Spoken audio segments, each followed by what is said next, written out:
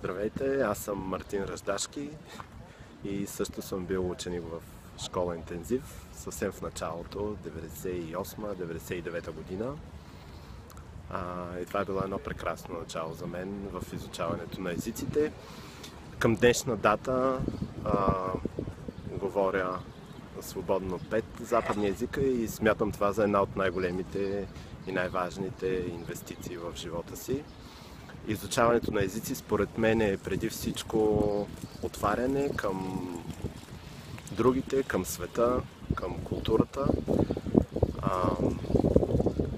Зад мен е швейцарското посолство. Това е символично, защото пожелавам на всички обучаващи се в школа интензив да бъдат полиглоти като Швейцария. На школа интензив пожелавам още много години радостни моменти в теорията и практиката.